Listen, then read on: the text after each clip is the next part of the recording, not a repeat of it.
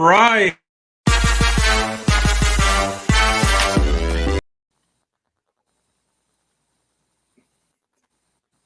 All right, and welcome to Two Therapists and a Microphone. I am Dr. Harrison Davis. You're muted, Aisha. You know what? And are we doing enough of that now after the pandemic, all this Zoom and streaming? But I'm Dr. Absolutely. Asha Dickerson. Thank you. Yes, and welcome to the show. This is a show about mental health, relationships, and social issues that personally affect you. We air live every Thursday evening at 7:30 p.m. We are two licensed psychotherapists with decades of clinical experience, and we want to hear from you. We want to hear about situations or dilemmas that you're going through, and especially today, we want to hear about your relationship issues, especially from the women.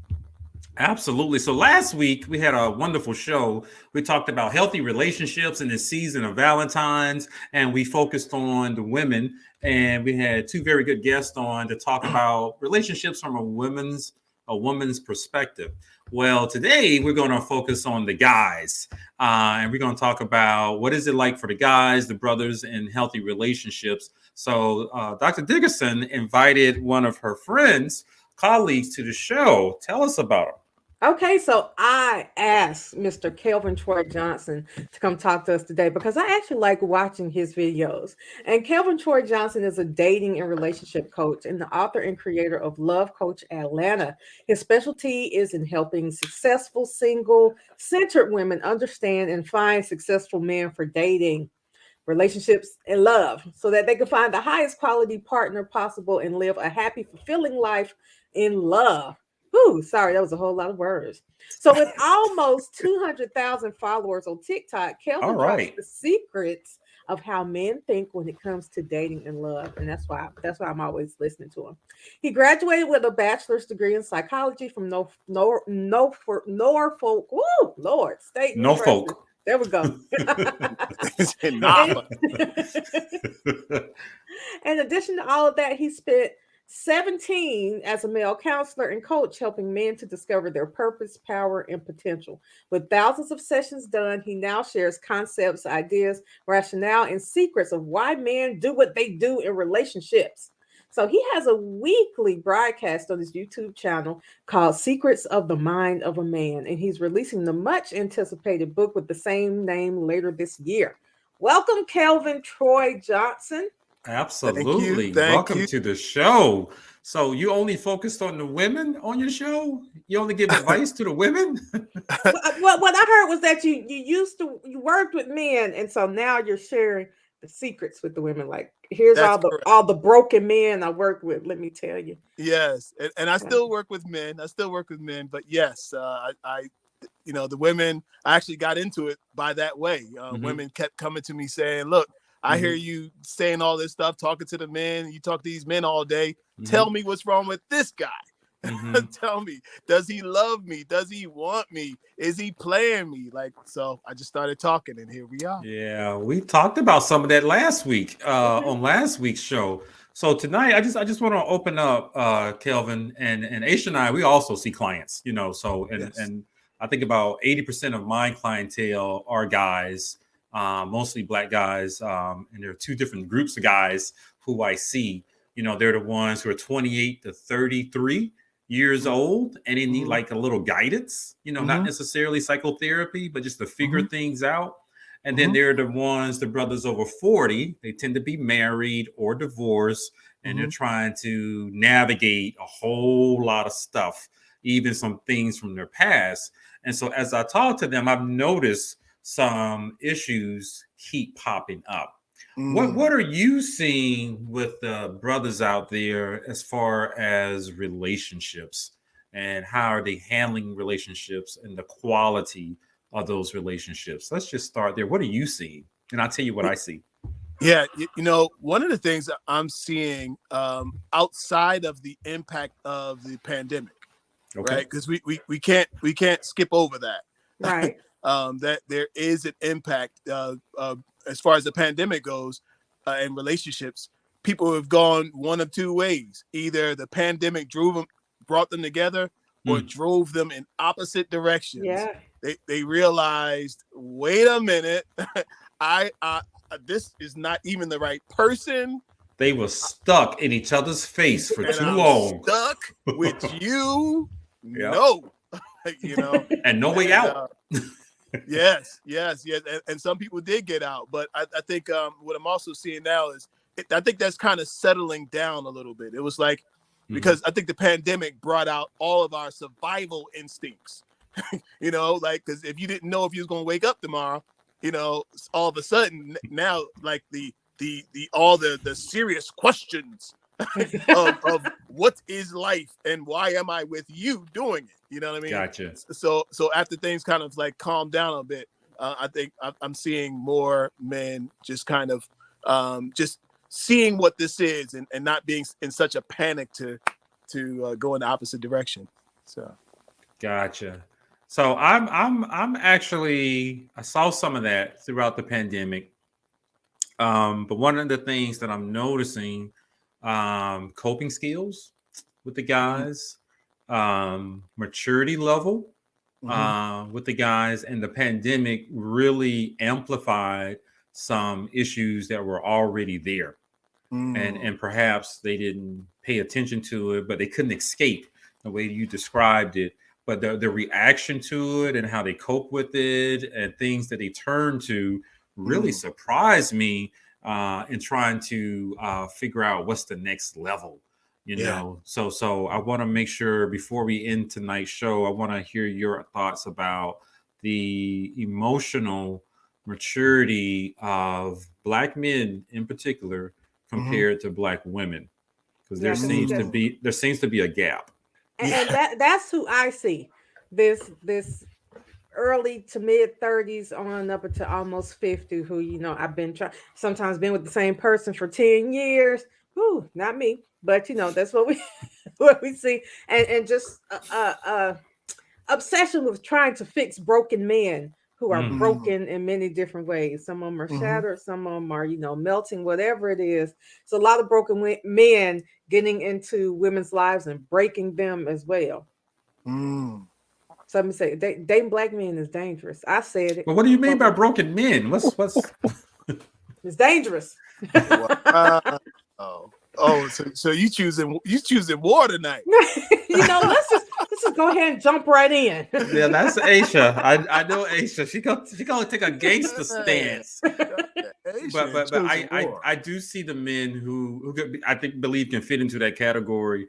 You know, the maturity level is not where it should be, and they make unhealthy decisions, and sometimes aren't ready to deal with the consequences. Of some That's of a those. much better way of saying it. Yeah, Is it than someone broken? Yes, some of these guys just don't know how to lead. They don't. Well, listen, Dr. Harrison. But they're obsessed with it. Well, listen, this is something though that we also can't gloss over. That I don't think I've ever experienced a time where there was more men actually talking about the role of manhood. Gotcha. And the roles, you know, the things of how to actually be a man, how to function in society, why we have functioned the way we have, right? For many of us, and look, and I'm doing this work, and I'm learning like that. A lot of our path on and what we know about emotions and connection and that's what we call love. It actually comes like from a feminine perspective, right? And men are a lot of men. I'm seeing a lot of men are kind of like awakening to this idea of, wait a minute, the thing that you call love is different from what I feel what love is. And what you're talking about came from Disney. What you're talking about came from the Hallmark Channel, the Disney fantasy. Right. And what I'm talking about comes from me feeling respected, me feeling you know, like important. I'm important, in charge, like in being even allowed to be put in a position to lead. You know, I'm telling you, I'm seeing a lot of that. Men just really coming to the realization, like, wait a minute. And to me, look, I was thinking about this today. It's a lot of what your granddaddy already knew, right? because it was kind of like the way things were. It was like, a man is expected to do X, Y, Z, A, B, C, and he just kind of went with that. But in this time, the women have really risen up. They have. And men lost their place and understanding where they actually fit in. And so for a long time, they kind of just laid back. But now I'm seeing men having more conversations about, manhood and what it really means. Well, and on, along the lines of that, because, I'm choosing war tonight. There are a lot of men who it seems like they want to lead, but don't want to take on granddaddy stance. Like, you're not paying the bills, and Well, even if you aren't the breadwinner, you want to split. I pay for dinner one time and you pay for dinner one time, but you need to let me lead. What? Pick one or the other. But Kevin, you just mentioned that about the grandfathers grew up in a time where there was a blueprint. There was a plan, and this is what the men do. This is what the women do. It was rigid, but there was a plan. But right now, what if the granddad and the dad were not there, and then no one guided them? That's actually what I'm seeing. Or it was an inadequate example of someone being a father or husband to their mom, you know. And now, like Dr. Dickerson just mentioned, they want to lead, but they actually never saw it. They saw mom lead. They saw mom take charge. They saw mom pull everything together. But some of these men, they haven't seen a father or grandfather pull it together. So what do you say to some of those guys who are really like throwing darts in the dark? Well, you want to lead, but you have no leadership skills. Yeah. The tools. Well, the first thing you have to figure out that you got to come to the awareness first. Like the light switch got to come on first. That something's wrong. Yes. Wait a minute, something's wrong, and wait a minute, I can actually do something about it. Now, what we gonna do about it? Yeah. So I think where look, I got to give it up to the ladies. Ladies, they can come to these things pretty fast, right? Sometimes us for guys, but they seek it out. Yes, they seek it out. They go read in the books. They go to Bible study. They go to therapy. They go women's conferences. Women's conferences. And they seek out these places where they can get what it is they need emotionally and to fulfill that. And so I think men are turning to places like YouTube and TikTok and hearing these conversations that they never heard, that they should have heard from dad and from granddad. And so they're hearing it. And some of them are going, they're taking that little piece and they're like making that their mantra, like I'm red pill. I'm men going their own way, and I saw that. All these things, and on my purpose, and like all the things. For me, personally, I like it all. I don't agree with everybody's point, but I like men taking the time to choose a side and to do some self-reflecting on what their path has been, and now ready to get out there and take some kind of action based on what they've heard and learned. Okay. So, okay. Go ahead. So I just want to make sure we clear to the audience too, as we're talking about Black men, some of the things we're talking about, or men in general, I'm sorry, may not be very positive. There are certainly countless examples of brothers out there doing their thing, taking care of their family, successful not only with their career but also in life, and making good, healthy decisions. It's just, as therapists, we see the ones who, as Dr. Dickerson mentioned, are broken and trying to make something happen, but I too am seeing some of these YouTubers and other individuals out there, as I like to stay up late at night and watch all of them. But some of them are scary. These guys who are giving advice, and they have the guy who cheated on his wife. What was it? The guy who was always, you remember what I'm talking about? He's real attractive. I ain't calling him by name. What's his name? I don't know his name, but I know who you're talking about. And then everybody started to talk about that his wife was looking homely and stuff. Y'all remember that? I'm just gonna say his first name is Derek. Yes, that's his Okay. name. That one. Yeah. So he was the main one sitting in his car telling everybody, women need to do this and men do that, and men need to be faithful and all of that and be a good man. And then you cheating on your wife. Yeah, some of them are selling something because I don't know how you go from being a personal trainer for physical fitness to a life coach, or how you go from Most an of them. image consultant in a Yes. retail clothing store Yes. to a life coach relationships, Yes. whereas all three of us are trained, Yeah. to they do just have things like that. opinions. They just have opinions. Yeah. But yeah. like you said, Kelvin, men are having those discussions. Yes. And yes. I may love not agree with what I hear, but I'm glad they're having those discussions. I am too. I'm so glad to hear it. And all the people that you just named, the people who have these platforms, I don't kick down any of them, right? Because for one thing, I'm a content creator myself, and I know how hard it is to create content, right? Yeah, we're trying to do the same.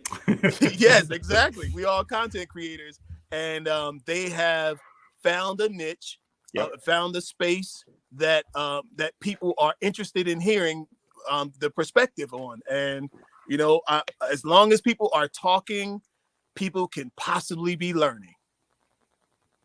So I like that. As long as people are talking, they can possibly be learning. Okay, I got this. Yes. Like you throw spaghetti on the wall and some of it is thick, like that.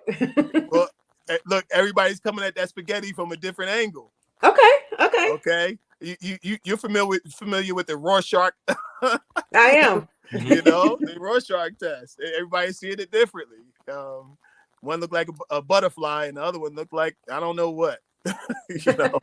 A body. A body, right? One's a butterfly, one's a body. Right. What I see. But tell me, I want to ask some serious questions now. What Wait, before you ask some serious questions, I want sorry. to ask some not serious questions. Oh, go ahead. I'm sorry. Okay. Should a woman pay for meals when dating? Should a woman pay for meals? Yes. I think at some point in time, I actually listen to this. I put this up on. And what's that point in time? On my TikTok. And at some point in time, I think a woman should kick in on something. Like, how many times can she eat before she's supposed to pay? Give me a number. Well, it depends on the guy. Okay. It depends on the guy. I do think that a man should pay for some dates. But I don't think there's anything wrong with a woman who wants to also treat the man in her life and want to give the valet guy a tip.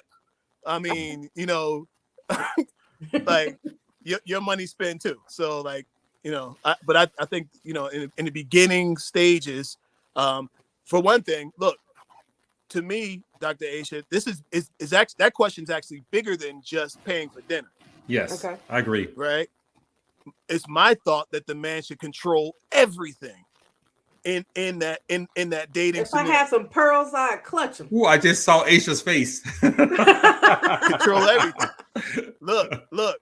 Once she agrees on the time, look. I tell you what. For the date. Okay, I'm with you then. Yeah, don't keep asking me where I want to eat. And right, exactly. I'm with you there. Make some decisions. Exactly. I heard. I'm sending you a car. Yeah. The car is going to come down. I'm going to meet you at at STK on Peachtree Street. The car. I'll be standing there at 7:30. That's about the time the car should pull up. I have a table available, waiting for us, and you have nothing to worry about. Come on, you with me. And once you with me, you with me. Yes. I've heard this complaint from a couple of female clients, and what you just said, Kelvin, is exactly what they described. You put together the date. You coordinate the date, like you said, Aisha. Don't keep asking me where do you want to go. I said I'm available on Friday at 8. And then after dinner, what do you want to do now? And so that's a turn off. But I hear you. I like that idea. If you want to be in charge, be in charge. Yes, from the door. Set the whole thing up. Meet them up. Have a backup plan. Know what you gonna do. Because ultimately, what that does, if they fail to do that, is put the woman in a position to start making decisions. Yes. When she really wanted her dude to make some of these decisions. Yes. So I have seen that too. My pearls are unclutched.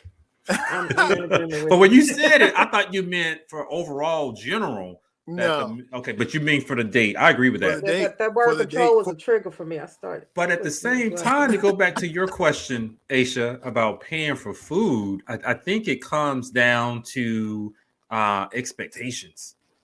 And there is a time where the woman, we talk about heterosexual relationships, where the woman may want to treat her guy. You know, you may want to do something special for him. You know, it may sometimes look like taking him to a Hawks game, you know, or getting him ticket. And that's the date that she paid for and she planned. But the problem is when the dude springs it up on her, you know, without any warning, when he was supposed to be paying for everything. That was the expectation. And then all of a sudden it's why don't you ever pay? Like, what? This is date number 4. That's the problem. That's the problem there, that they didn't plan it, and it needs to be a decision, and she felt pressured, you know, well, if I don't pay, then what's going to happen? So the whole mood changes. Yeah, it ruins it. Cold water. That's a mistake. Right there. Yeah. You experienced that, Isha? Unfortunately, it's a thing. It's what men think, that after they pay for maybe 3 days, even if it was Starbucks, Panera Bread, and one real dinner date, that, you know, okay, well, the woman ought to at least pay for the next what? Like you spent less than $100. Well, maybe $200, less than $200. Yeah. And so you know, at a minimum, let her offer. Don't bring it up. Yeah. I think that's what Kevin and I were talking about. When she wants to do it, she volunteers. Make yourself worthy of her paying, of her volunteering to take you somewhere, wanting to do something. Wait nice a minute. Be worthy. You was doing good till you got to that worthy. Be worthy. A man's presence makes him worthy. Oh no, that's just not true. You are instantly the atmosphere instantly changes when a man shows up. That's the way it should be. When a man is in your presence, you are instantly safer than you were seconds before he got there. You are instantly covered. You are covered by pretty much hurt, harm, danger, all of it in that 1 second of that man showing up. Yeah, okay? I don't hear that from my female clients who are dating. Yeah, I was like, that's the hope, not necessarily the reality. That's aspirational. Yeah, I was like, that sounded real good. Yeah. Well, but that's the thing that I'm talking about with people, is that you take certain things for granted. These women take that for granted, that it's just he didn't do anything. He just opened the door for me. I think you should the whole positive reinforcement, like if you want it, whatever it is you want to see, reward the behavior, right? If you want to see him be more of a giver, more of a guy who takes charge, takes care of, right? You mention that, notice it, and make mention of it, right? Like, so that he sees, oh wow, she appreciates me, and that's something that many men don't get. Yeah, I agree with that. They don't feel appreciated on these things. Go ahead. No, I'm sorry, guys. I'm gonna let Harrison ask these deep questions. But I saw that Robert said we're gonna have folks messed up on February the 14th. So they already messed up, Robert. Well, they already messed up because we see them on the 15th. Right. Later. Here's my next, not necessarily deep question, but again, it could get deep. Should a woman buy a man a Valentine's present? Yes, present. I can answer that before. Why? It's not leap year. If you want to buy your man a gift, what's wrong with that? How long should you be dating them before you buy them a gift? Like, now that's up to you. That's up to you. Okay, because I mean, like, if you're going on 3 dates, again, I'm just gonna keep on using 3. Does that mean that? I mean, I'm not sure you even I'm militant.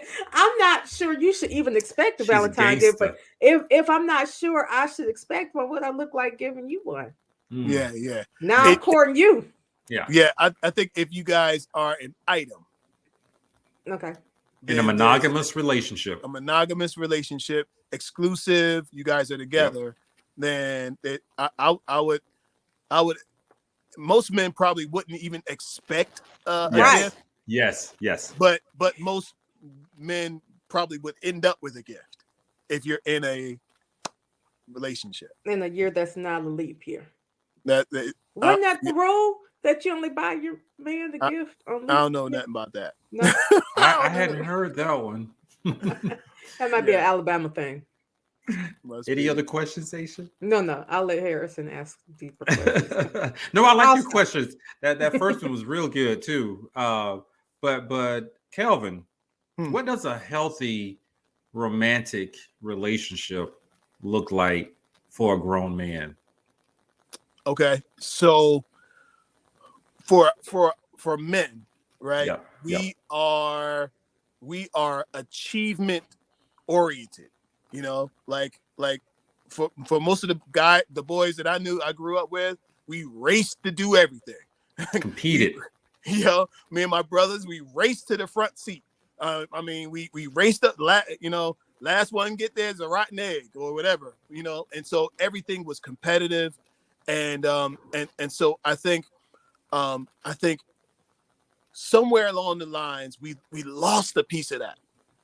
We lost that desire to create and to design an experience. So I think for men, right? I mentioned earlier that I think a guy should take care of everything with the dating thing, right? Mm-hmm. But I think men should also put down the fear of getting played, because there's a lot of guys who won't do certain things because they're like, she ain't gonna play me. Oh no, she's So not they getting don't no want to 3 be dates out of me. vulnerable. Yeah. They don't want to be vulnerable. They don't want to be vulnerable. They don't want to be taken advantage of. One of the big things is that men don't want to be tricked. That's why a lot of guys are avoiding relationships altogether, because When you they say saw tricked, they saw their big brother or their uncle or their daddy, or Yep. they got tricked. She showed up as one thing, and after she said I do, she said I don't, and things went that way. So that's a thing. But healthy relationships, I think it just requires the time and the recognition that, wait a minute, I can have a healthy relationship. I can communicate. I can create what it is that I want. This is the thing I'm having a conversation with the guys about. Like, you can have whatever you want. You can have whatever you want when it comes to the selection. We say, Dr. Aisha, we say the ladies are the prize, right? When they ask me In that, Atlanta with all these thirsty women. Not necessarily. when they say women are the prize, I say, you know what? Yes, let the ladies, you are the prize, but guess who gets to be the picker of the prize? And to me, that's a better position to be in, because you get to choose what it is you want and who this lady's going to be in your life. How's she going to add value in your life? So this is Dr. Harrison, this is a conversation that I don't think was going on that much, in further years. People kind of like floated along and did what society said do, and I agree with that. And do what the church said do what the community says do. But I think now men are having that conversation like, well, wait a minute, you know what? Uncle Joe got tricked because he didn't have any sexual discipline. Men are waking up to the fact that, wait a minute, you know what? If I can push off from the panties, then I actually have the advantage, and I don't get tricked. So I know a lot of men who got tricked, and their mind was, the mind was in the panties, and next thing they knew, they woke up and they had made a lifelong decision, a real life decision, with a temporary feeling. Hmm. And so you said that some of the guys, it's all what can happen, with the older men in their lives, Yes. Uncle, grandfather, neighbor, older brother, mom's friend, and saw how they were used, taken advantage of, or saw that they were trapped in something that was undesirable, and that a lot of these guys are making a decision not to go that route. True. But they still want some of the benefits of having a woman or two in their life. True. Is that what I'm hearing? Yes, and so out of that, cultivating a healthy relationship doesn't sound like it's a top priority. I think for some men, it depends on his age. Okay. Gotcha. It depends on his age. So at what age do they turn into better men? Turn into better men. Give me a specific number, please. Specific number. Well, I don't have a specific number, right? Mm-hmm. But at least over 30. Okay. Men start. I agree with that. Yeah, men start that around that 31, 32. Men start considering their way and considering the women that have been in their lives and what they really want. Right. Yeah. I joked with one client, it should be against the law for anybody under 25 to get married because they don't know what they're doing. You really don't know who you're marrying. They're not done developing. They still want to experience life. I get it. You in love and everything, but the marriage and at 22, may be challenging for a lot of people. But I just wanted to hear your thoughts about that. But look, then again, Dr. Harrison, the boys sign up for the military at 18. Okay. And if you can go off and fight for your country and put your life in jeopardy, Yeah, and drive and buy alcohol. I get it. Sometimes marrying certain women is putting your life in jeopardy too. If you're planning on not being a good man. So. Ooh, I heard a code in that. Put your life in jeopardy. It got chilly at the end.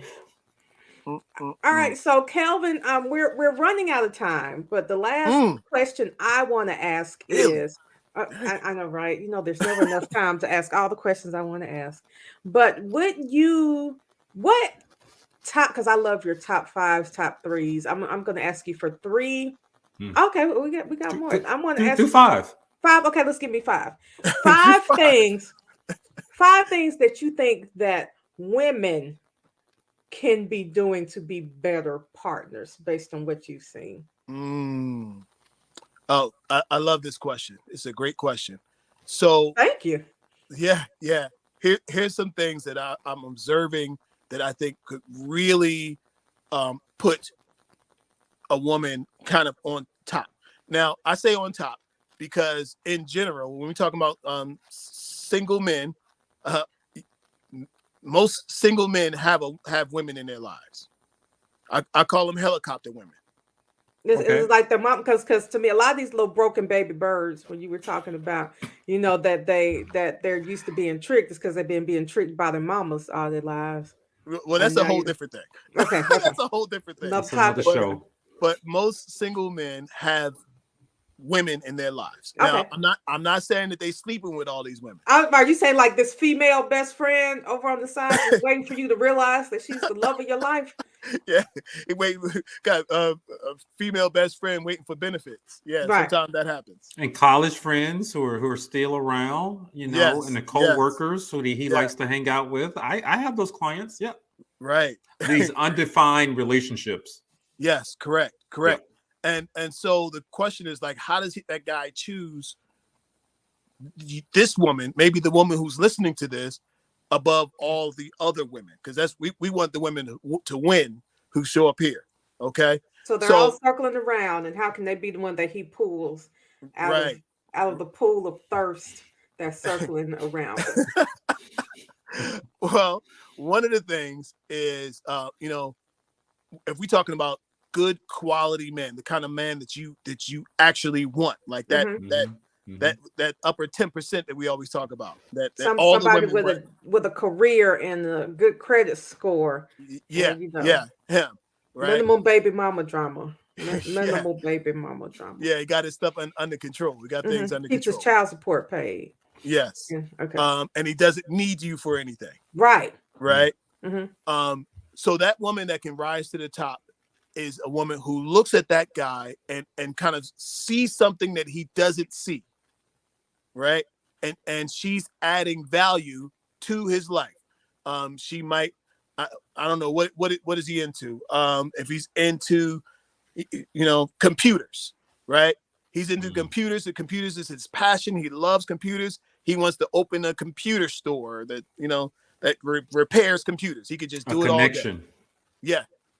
She might say, you know what? I saw a location at a great spot that would be great for your computer. I just made a call for you, or here's the information. Here's the number. I wrote it down. I was going by. I wrote the number down here.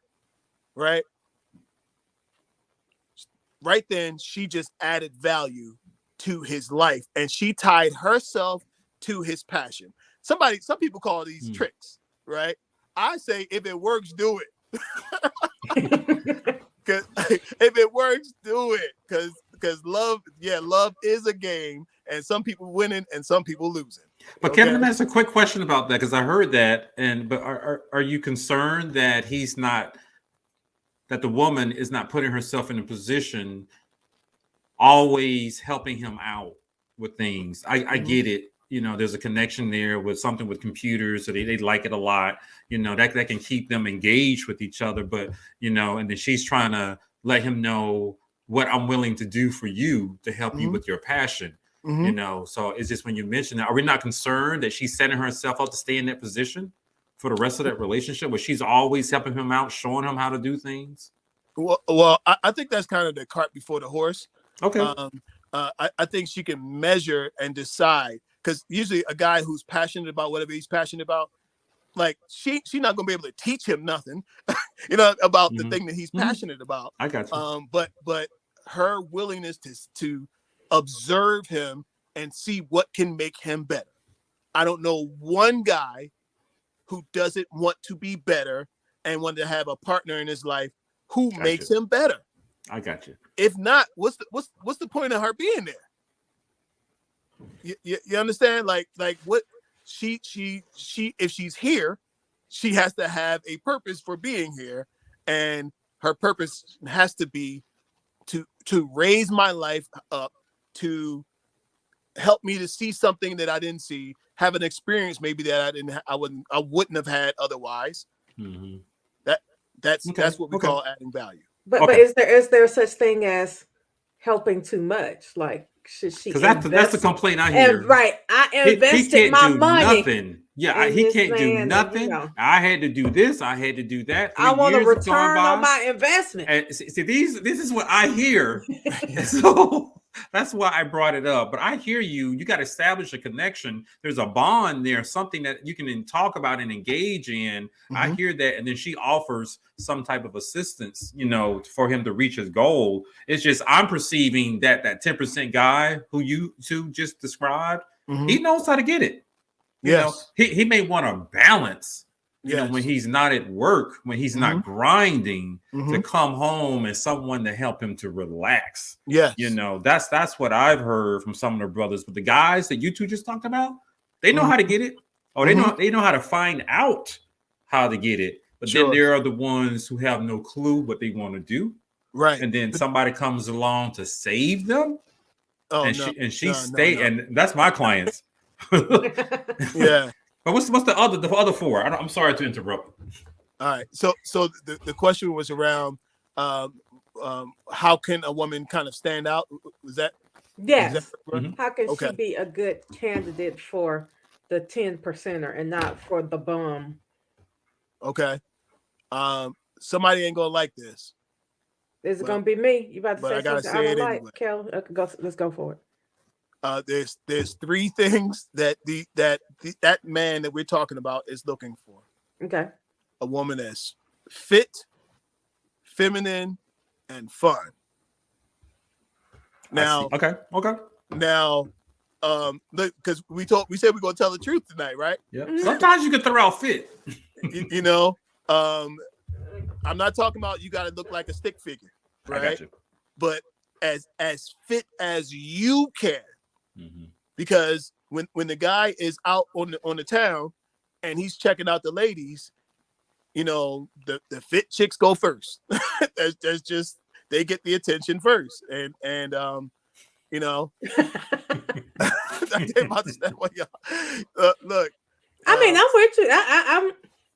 I'm yes. not disagreeing there. I work out plenty, so I want to stay. And you know what? Now for a man, I want to stay alive, but and that's important that you are doing it for you. It's not it's not necessarily for him. It shows how much you care about you. So why should I care about you if you don't care about you? That's a great point. That's a wonderful point. Okay, so fit, feminine, right? Well, what's feminine? I mean, you talking about looking feminine, or you wanted to be meek and mild and submissive? Meek and mild isn't necessarily feminine. No, it's not. Feminine meaning resting in your femininity and being ready to receive, right? Women are literally biologically created to receive, right? And then give. You receive first and then you give. And so I think I see so many women who get in these arguments and trying to tell men what no. And this man, and you should see it on my TikTok. They'll be like, oh, I did all that and he still cheated. Or I did all that and he still left me. That's a lot of people's reality. Yeah, you can give your all, and if he's gonna be a hoe, he's gonna be a hoe. But I'm telling you this, your negative attitude gets you what? Right? Sometimes the same thing your positive attitude would have got you. So if I could just add to that, because I've heard that notion before about feminine women, and I noticed for the first time, just started to think about it and noticing that in people who I just talked to and engaged with. And I must admit, I had a few conversations with women who looked like women, who were attractive women, but yet I felt like I was talking to a dude, and they weren't yelling. It was this energy that I got, and how they were engaging me a lot like a guy would. I didn't criticize it or anything. I just thought I was a little taken back the first time I decided to notice it. And then I was like, this is what they're talking about. Because I hear you talking about those concrete characteristics, but I must admit, talking to, they're women, look like women, talk like women, sound like women. But when they were engaging me, they were like a little aggressive, and stance towards me, almost like a masculine. They were about to fight you? Were they going to fight you? No, they wanted to make sure they made their point. Okay. And me, I can circle back around and bring the topic back up, but they weren't going to have it. So I hear you with that, and I remember what it felt like. Because it was a little bit confusing, like I'm not trying to attack you, but you are attacking me. Yeah. With this aggressive energy that some people describe as masculine. Yes. And some of that comes from hurt. Some of that comes from pain. It comes from struggle. And necessity. Yep. Yeah, out of necessity. And you listen, I almost think, and once upon a time, mamas and grandmas used to teach their girls how to be women and how to be feminine, and I think that is missing in our ladies today. Okay, so tell us the rest of it, the rest of the list. All right, I guess I got to hurry up. So, I got to sit back and listen to the rest of this. Yeah. So another thing that brings a woman up to the front. I talked about fun, right? Like, yes, the guy's in charge of taking you out to dinner, but how can you make it fun, right? How can you position yourself as somebody that he looks forward to being. Enjoy it. He enjoys your company. He enjoys, like, you're not just sitting there waiting for him to be entertaining to you, right? Okay. But you're bringing something to the party. What are you bringing to the party? So are you saying, Kelvin, that the women should get off their cell phones while they're on the date? And the man, everybody needs to get off their cell phone. Okay, that's the complaint I've heard from the guys, that she was on her cell phone the whole time, and at one point had a conversation with somebody during the date. Yeah, that's just rude. That is rude. He should have just got up and left, regardless of who it is. I would pay the tab and be like, all right, this is over. we finished, and keep that standard. So cool. That's I like that. So my final question, and we're going to wrap up right after this. For the guys, what do you want the guys to do? What advice do you have for the guys to be that man that they were meant to be, to serve in the role that they want to serve in within these healthy romantic relationships? Yeah. For one thing, as I'm talking to the single guys, I want to tell you, be a lion, right? Stop waiting to be chosen by her. There's a lot of men who are waiting for choosing signals. They waiting for her to flip her hair and, wink, wink, all of that stuff. I see. A lion doesn't wait for a zebra to come lay down in front of them. Like they go after what they want. Take an assertive role or stance. Assertive roles. And I'm telling you that the assertive role teaches her what kind of man you are. So if you're standing in the corner, like, I'm not sure, I'm just staring at her, like you're going to do that in the relationship too. You're going to stand back and not get the raise that you're supposed to get. You're going to stand back and not get the quality of life you're going to get. Yeah. So you're showing her who you are from the very beginning. A weak man is not sexy. It's not. So I encourage the guys to go for what you want. Go for what.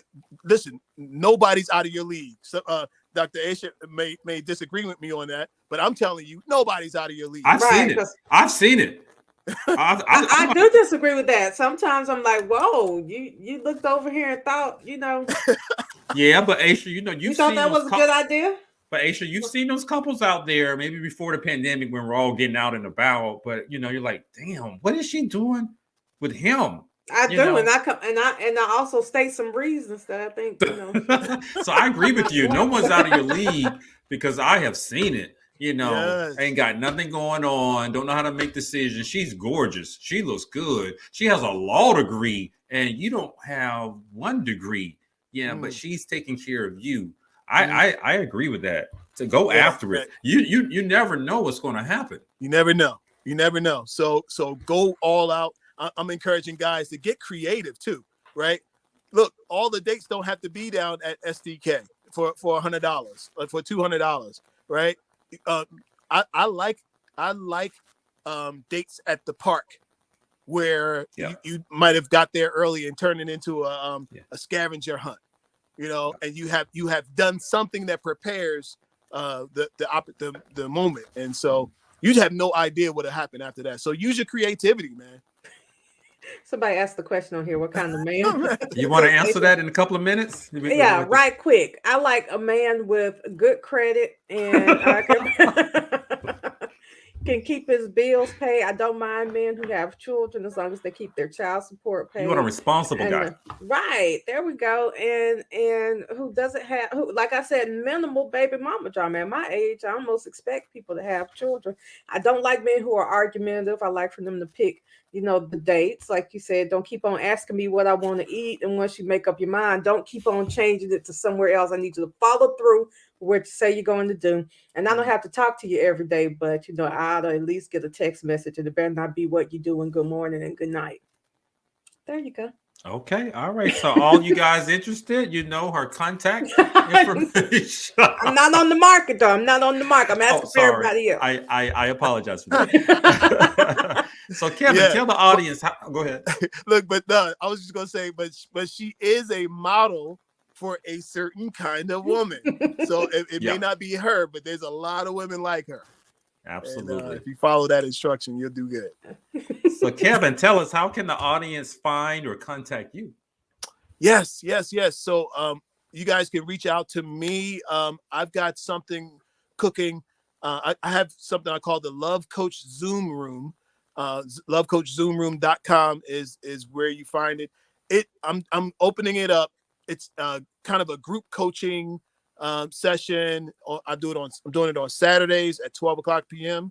Eastern Standard Time, and I'm allowing people to come on, ask the questions that you want. No question is off limits. You come on in and ask a question. If you want further strategy, that's not the place to get it, right? That's the place to get your question answered. Now, if you want to figure out how to do what to do, then you got to book a session with me, and you can do that at lovecoachatlanta@gmail.com. So I'm everywhere at Kelvin Troy Johnson everywhere, Love Coach Atlanta everywhere, and I'd love for you guys to reach out if you need me. Gotcha. So thank you, Kelvin, for joining us on the show. This was entertaining. It was good. I laughed during the show. So thank you. We got to have him back, Aisha. Yeah, we'll have him back. He'll on come the show. back. Thank you for having me, you guys. I'll come back anytime. Gotcha. Well, thank you all for listening. You can always find us at twotherapist.com. That's TWO therapist with an S.com, or find us on Instagram, Twitter, and Facebook at 2TM. There we go. The number 2TM show. All right, guys. Thank you. And we will see you next Thursday, 7:30 p.m. Have a good one.